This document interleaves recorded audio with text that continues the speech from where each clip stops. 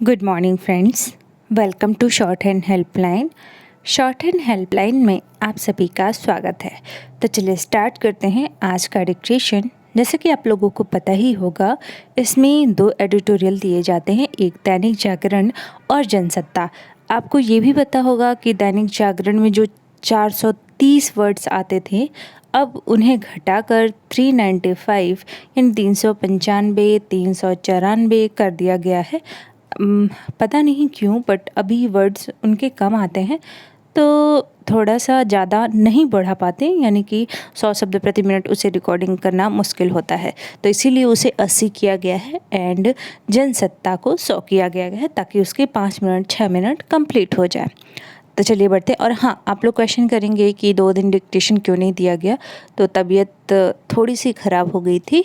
तो अब paid series की बात करें तो वो हमें देना ही है, क्योंकि बच्चे बैठे रहते हैं आस में कि हम डिक्टेशन आएगा, तो वो हम ज़रूर से देते हैं कैसे भी करके। लेकिन यूट्यूब का थोड़ा सा एक्स्ट्रा टाइम मिलने के बाद ही हम दे पाते हैं इस पे समय, तो नहीं मिल पाया, तबीयत सही नहीं थी। तो अभी थोड़ा सा बेटर हैं, बेटर फील कर रहे हैं, तो हम देना स्टार्ट कर दिया है। और जैसा कि आपको पता ही होगा कि यह होली है, लेकिन हमने हॉलीडे नहीं रखा है। आज भी डिक्टेशन मिलेगा और कल भी आपको डिक्टेशन मिलेगा, तो प्रैक्टिस ज़रूर करें। ये फ्री ऑफ कॉस्ट है, तो जस्ट आपको डिक्टेशन प्ले करना है एंड लिखना है। ओके, तो हाँ, लाइक कमेंट और शेयर करना बिल्कुल भी ना भूलें। आउटलाइंस की पीडीएफ एंड इसकी पीडीएफ भी आपको टेलीग्राम चैनल पर प्रोवाइड की जाती है, और एक हमारा आउटलाइंस ग्रुप है, वहाँ पे इम्पोर्टेंस टॉपिक भी शेयर किए जाते हैं, इम्पॉर्टेंट वर्ड्स भी दिए जाते हैं, तो आप उसे भी ज्वाइन कर सकते हैं। अगर आप ज्वाइन नहीं हैं तो डिस्क्रिप्शन बॉक्स चेक करें या फिर हमें मैसेज करें डायरेक्ट। ओके, 80 शब्द प्रति मिनट डिक्टेशन स्टार्ट होगा 4 सेकंड बाद।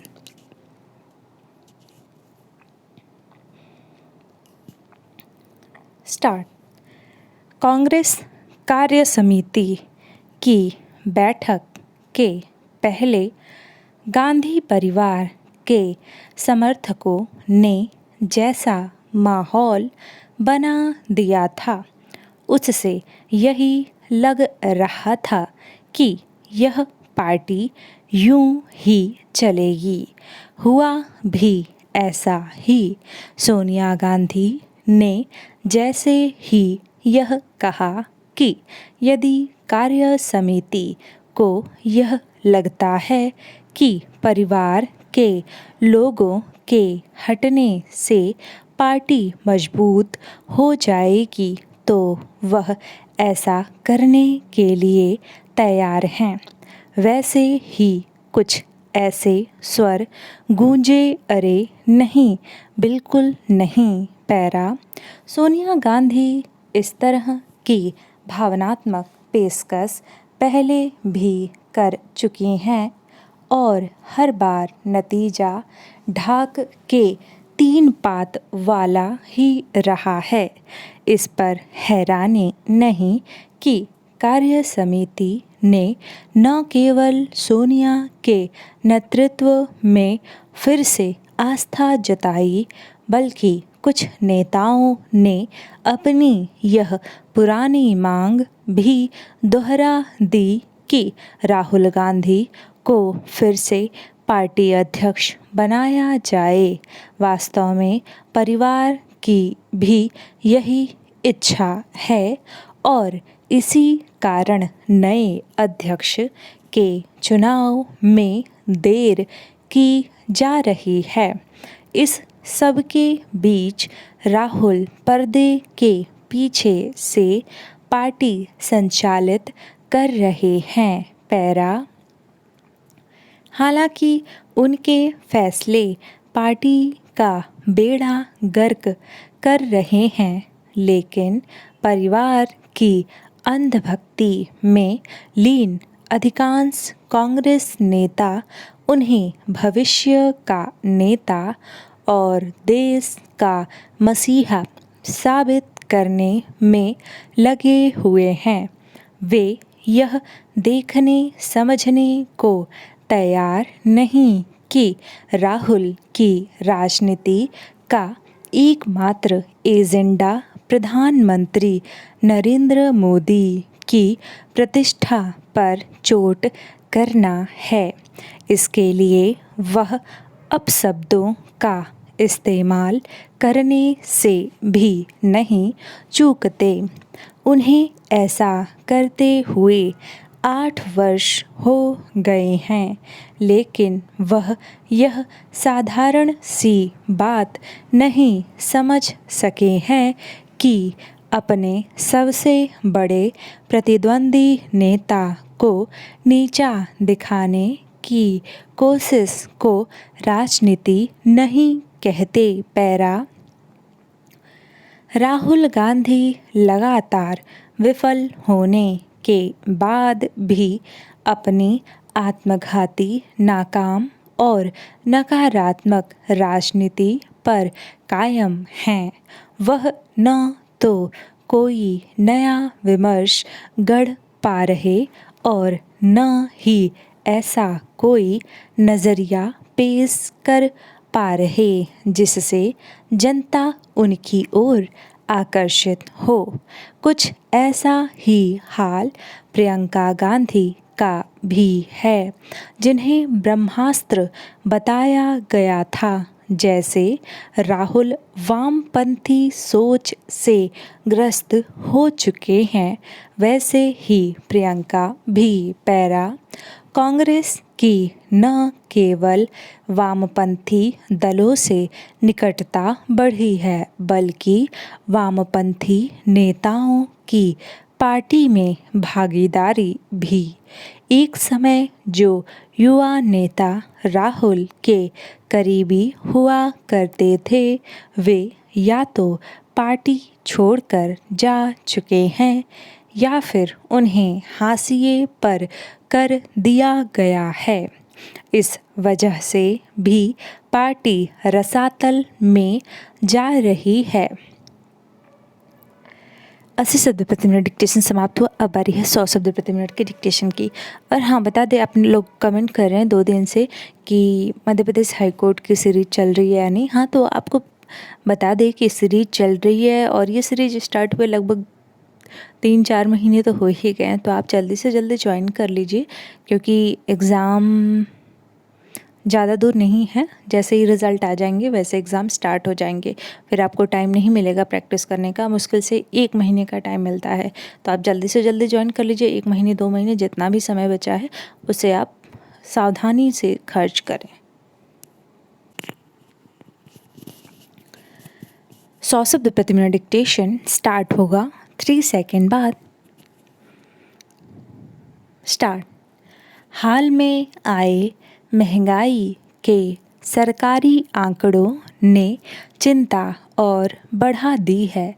थोक और खुदरा महंगाई अभी जिस उच्चतम स्तर पर है, उससे लगता नहीं कि आने वाले दिनों में कोई राहत मिलेगी, बल्कि अंदेशा इस बात का गहरा रहा है कि आगामी महीनों में यह कहीं पिछले रिकॉर्ड न तोड़ने लगे।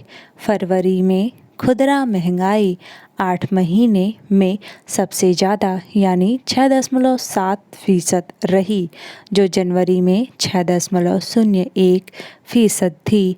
इसी तरह थोक महंगाई दर भी 13.11% पर है। लंबे समय से थोक महंगाई का 2 अंकों में बने रहना हालात की गंभीरता को बता रहा है। पैरा ऐसे में अब इस बात का कोई मतलब नहीं रह जाता कि महंगाई में कितने फीसद या कितने दशमलव अंक की वृद्धि या कमी हुई। इसका असर तो रोज़मर्रा की ज़िंदगी में पता चल ही रहा है। हकीकत तो यह है कि शायद ही कोई ऐसी वस्तु हो जिसके दाम न बढ़ रहे हों, चाहे खाने पीने की चीज़ें हो या फिर दैनिक जीवन में इस्तेमाल होने वाली सामान्य चीज़ें। कुछ दिन पहले ही दूध के दाम 2 रुपये प्रति लीटर बढ़ा गए थे। इसके पहले व्यावसायिक गैस सिलेंडर 105 रुपये महंगा हुआ था। फिर सीएनजी महंगी हुई। पैरा फरवरी के आंकड़े बता रहे हैं कि महंगाई का रुख जनवरी की तरह ही रहा। इस बार भी खाद्य वस्तुओं, कपड़े, जूते चप्पल, ईंधन और बिजली की कीमतों में तेजी आई। इसके अलावा खाने पीने के सामान, पेय पदार्थों और डिब्बाबंद खाद्य पदार्थ सवा साल में सबसे ज़्यादा फरवरी में महंगे हुए। चाय, कॉफ़ी से लेकर मैगी तक के दाम बढ़ गए। सब्जियों और फलों के दाम पहले से ही रुला रहे हैं। पैरा खाद्य तेलों के दाम भी साल भर पहले जिस स्तर को छू गए थे उसके बाद इनमें कोई उल्लेखनीय कमी तो आई नहीं, बल्कि पिछले महीने यूक्रेन संकट का हवाला देते हुए कंपनियों ने फिर दाम बढ़ा दिए। महंगाई का एक बड़ा कारण उत्पादन लागत का लगातार बढ़ना भी रहा। थोक महंगाई 2 अंकों में बने का रहने का मतलब यही है कि कारखानों, फैक्ट्रियों से सामान महंगा होकर ही बाहर आ रहा है। इसका मूल कारण कच्चे माल का महंगा होना है। इसके अलावा बिजली महंगी होने से भी लागत बढ़ रही है। पैरा फिर फैक्ट्रियों से बाजार तक माल पहुंचने की लागत भी इसमें जुड़ जाती है और इन सब का बोझ आखिरकार उपभोक्ता की जेब पर पड़ता है। जाहिर है थोक महंगाई बढ़े या खुदरा महंगाई, मार तो आम लोगों पर ही पड़नी है। पैसा लोगों की जेब से ही निकलना है। ऐसे में मुश्किलें तब और पहाड़ जैसी बन जाती हैं जब पास में पैसा न हो। गौरतलब कि देश में बेरोजगारी चरम पर है और करोड़ों लोग पिछले 2-2.5 साल से आर्थिक बदहाली का सामना कर रहे हैं। पैरा अभी तक महंगाई का कारण कोरोना महामारी के कारण अर्थव्यवस्था में मंदी, विकास दर में कमी, लोगों के पास पैसा नहीं होना जैसे कारण बने हुए थे। लेकिन अब रूस और यूक्रेन की जंग ने नई मुसीबत खड़ी कर दी है। कच्चा तेल महंगा होने से यह संकट और भयानक रूप ले सकता है। तेल कंपनियां दाम बढ़ाने को तैयार बैठी हैं। जाहिर है आने वाले वक्त में इसका सामना करने को तैयार रहना होगा। रिजर्व बैंक पहले ही आगाह कर चुका है कि इस साल महंगाई की मार से बच पाना मुश्किल है। ऐसे में उस पर भी नीतिगत दरें बढ़ाने के लिए दबाव तो है ही। संकट गंभीर इसलिए भी हो गया है कि आबादी के बड़े हिस्से के पास खर्च के लिए पर्याप्त पैसे ही नहीं हैं। ऐसे में लोग कैसे महंगाई की मार बर्दाश्त कर पाएंगे। डिक्टेशन समाप्त हुआ। मिलते हैं नेक्स्ट वीडियो में। टिल देन अपना ख्याल रखिए और हमेशा खुश रहिए और अच्छी अच्छी बातें करिए सबसे, यानी कि कुछ भी बुरा मत कहिए किसी के लिए भी। ओके, तो मिलते हैं नेक्स्ट वीडियो में। लाइक, कमेंट और शेयर करना बिल्कुल भी ना भूलें।